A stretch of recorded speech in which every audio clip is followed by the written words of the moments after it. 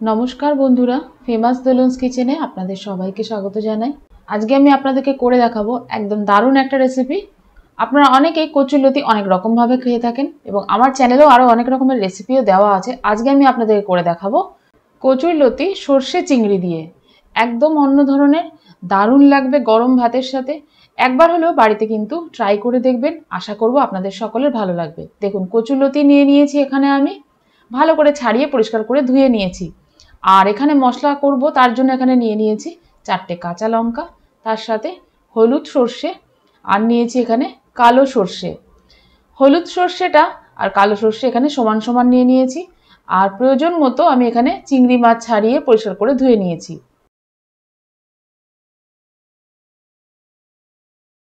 আর নিয়েছি এখানে কুচনো কাঁচা লঙ্কা, তার সাথে কুচনো পেঁয়াজ। এখন আমি একটা বাটিতে পরিমাণ মতো জল দিয়ে তার মধ্যে দিয়ে দিচ্ছি কচুরলতিগুলো। কচুরলতিগুলো আমি একটু সেদ্ধ করে নেব। তার জন্য দেখুন ফুটে এসছে। এখন কিন্তু গ্যাসের ফ্লেমটা আমার লোতে দেওয়া আছে। লোতে দিয়ে বেশ ভালো করে সেদ্ধ করব। খুব বেশি সেদ্ধও করব না, আবার খুব কমও না। অন্যদিকে কড়াইতে আমি তেল দিয়ে দিলাম।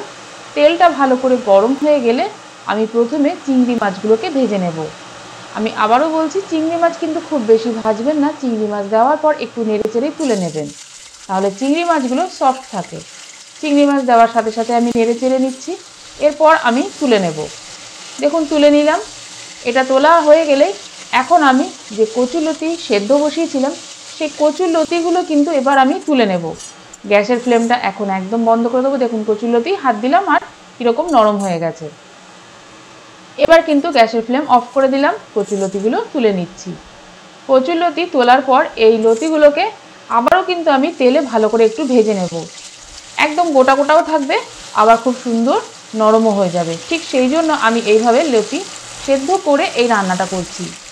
আপনারা চাইলে কিন্তু লতি চিংড়ি একসাথে সর্ষে বাটা দিয়ে মাখিয়েও বসাতে পারেন, সেটাও করতে পারেন।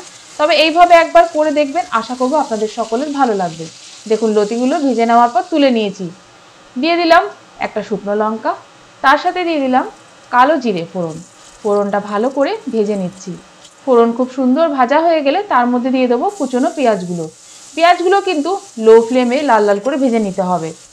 একদম কিন্তু মানে গলে যাবে সেরকম করলে কিন্তু ভালো লাগবে না। দিয়ে দিলাম পরিমাণ মতো নুন আর পরিমাণ মতো হলুদ। দেওয়ার পর কিন্তু এবার নেড়ে চেড়ে নিচ্ছি।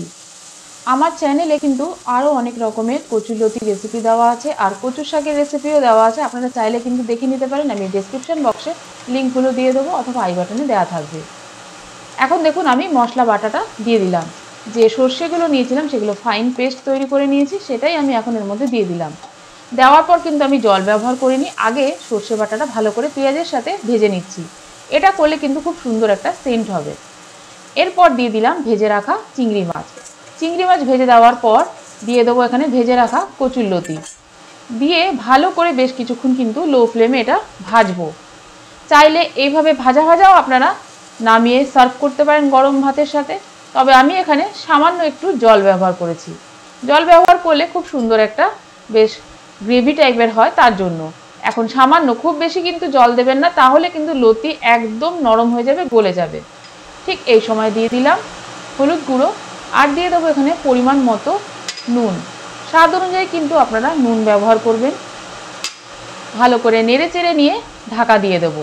এই সময় গ্যাসের ফ্লেমটা কিন্তু একদম লোতে রাখবেন, খুব বেশি বাড়িয়ে দেবেন না, তাহলে কিন্তু নিচের দিকটা লেগে যাওয়ার সম্ভাবনা থাকবে। এদিকে দেখুন, আমি কিন্তু আবারও ঢাকা খুলে নাড়াচাড়া দিচ্ছি।